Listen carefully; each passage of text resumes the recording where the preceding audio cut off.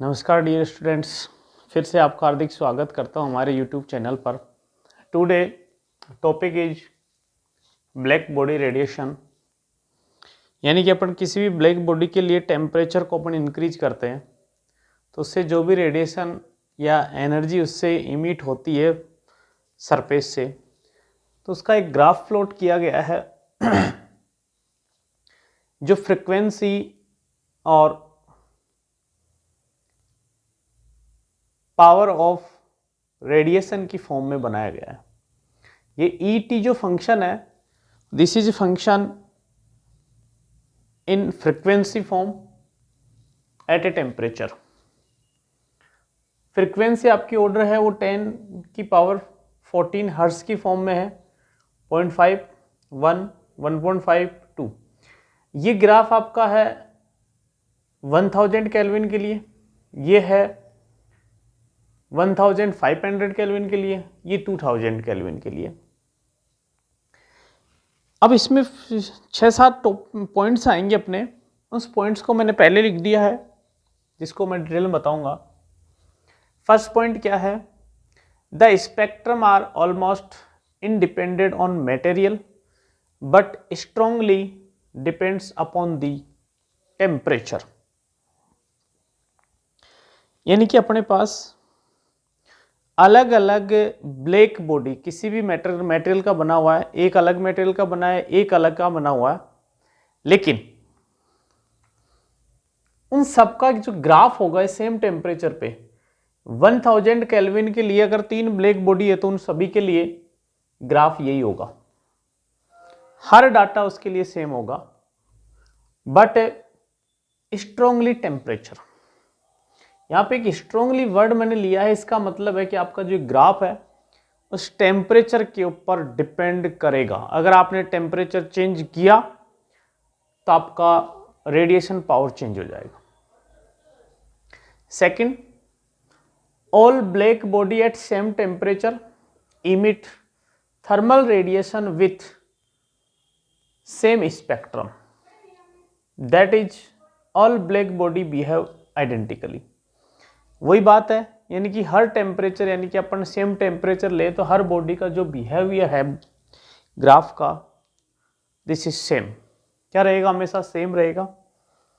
Third point, the power radiation is zero at a nu equal to zero.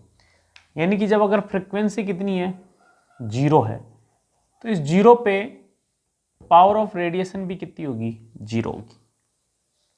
Fourth point, the power radiation in the interval d nu increase rapidly as nu increase from small radius। इसका मतलब समझना, जैसे मैंने एक range ये ले ली D new, same range मैंने यहाँ ले ली डी न्यू, वही रेंज है, और फिर मैंने एक ये ले ली, ठीक है। इस रेंज पे आपकी पावर रेडिएशन इतनी है, लेकिन जैसे इसकी बात करूँ तो ये देखो सडनली क्या हो रही है? इंक्रीज हो रही है, और इसके लिए भी ये हो रही है। यानी कि रैपिडली क्या हो रही है? इंक्रीज हो रही है फॉर इंटरवल डी न्यू के लिए। अगर अपन जैसे जैसे डी न्यू को आप बढ़ाते हो वैसे वैसे आपकी एनर्जी इमिटेड की क्या होगी? एनर्जी की वैल्यू इंक्रीज होगी rapidly. Fifth point, the power radiation is maximum for a particular frequency. यानी कि एक फिक्स फ्रीक्वेंसी पर जो पावर ऑफ रेडिएशन है वो आपकी मैक्सिमम होगी। जैसे इस फर्स्ट ग्राफ की मैं बात करूं, 1 × 10 की पावर 14 पे ये मैक्सिमम आ रही है। सेकेंड वाले की बात करूं तो 1.5 पे, थर्ड वाले की बात करूं तो 2 पे आ रही है। इसका मतलब जैसे जैसे ये जो डाटा मैंने लिखे हैं ना, एक एग्जैक्टली डाटा लिखे हैं, 1000 पे कितनी है? 1। इसमें अपने 500 बढ़ाया तो ये भी कितना बच गया? 1.5। इसका जस्ट मैंने डबल किया तो ये फ्रीक्वेंसी भी जस्ट डबल हो रही है, तो इसके लिए एनर्जी ये हुई। 6 point, above the maximum frequency the radiated power drops slowly and approach zero as a nu equal to infinity, यानी कि जो अपने पास मैक्सिमम फ्रिक्वेंसी आ रही थी उसके आफ्टर आप अगर फ्रिक्वेंसी को और इंक्रीज करते हो तो आपकी जो पावर, रेडिएशन पावर है वो भी धीरे धीरे क्या होती है, डिक्रीज होती है स्लोली, और फाइनली कहाँ चली जाती है, जीरो पे। यानी कि फ्रिक्वेंसी की वैल्यू बहुत ज़्यादा हो तो वहाँ पर आपके पावर रेडिएशन भी कितनी हो जाएगी, जीरो।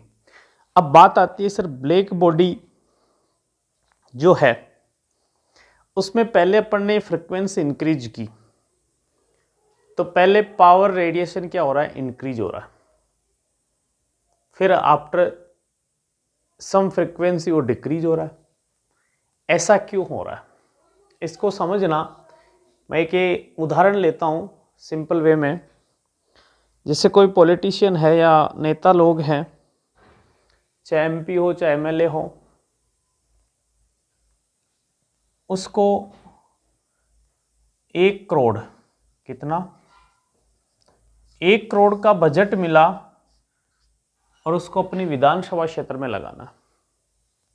तो उसने क्या किया, उस 1 करोड़ रुपए के में कॉलेज बनवा दी। अब अपने समाज में बिल्कुल गरीब आदमी भी है, मिडिल क्लास वाले भी है और बहुत ज़्यादा अमीर भी है। तो मैं गरीब आदमी की बात करता हूं कि गरीब आदमी उस कॉलेज में एडमिशन नहीं ले पाएगा क्योंकि वो वहां तक नहीं पढ़ पाता, क्योंकि उसके पास पैसे नहीं होते। पैसे नहीं होते तो ये पास वाले हैं ना, इनके लिए रेडिएशन पावर कितनी है, बहुत मिनिमम है। यानी कुछ लोग ही होते हैं जो उस कॉलेज का फ़ायदा ले पाएंगे। मिडिल क्लास वाले ज़्यादातर क्या होते हैं, पढ़ लिख के उस कॉलेज में एडमिशन लेंगे तो वो ज़्यादातर क्या लेते हैं, उसका फ़ायदा उठाएंगे। क्या करेंगे, उसका फ़ायदा उठाएंगे। देखो, लेकिन बहुत ज़्यादा पैसे वाले होते हैं, उनको कोई मतलब ही नहीं होता अपने आसपास के कॉलेज का, क्योंकि वो पहले डिसाइड कर लेते हैं मुझे तो वहाँ पढ़ाना है, विदेश में पढ़ाना है, बड़ी कॉलेजों में पढ़ाना होता है। तो बड़े जिनके पास पैसे बहुत ज़्यादा हैं वो भी उस कॉलेज का फ़ायदा नहीं ले पाएंगे, यानी कि उनके लिए भी बहुत कम होगा। तो पहले इंक्रीज फिर डिक्रीज। तो इस उदाहरण से समझ में आ रहा होगा कि पहले आपकी पावर रेडिएशन इंक्रीज हो रही है, आफ्टर डिक्रीज हो रही है। ठीक है, तो ये टॉपिक एग्जाम व्यू से काफ़ी अच्छा है। इसके बाद में जो टॉपिक्स आएंगे अपने वो रेले जीन्स का आएगा, और रेले जीन्स को भी अपन डिटेल में पढ़ेंगे। तो थैंक यू।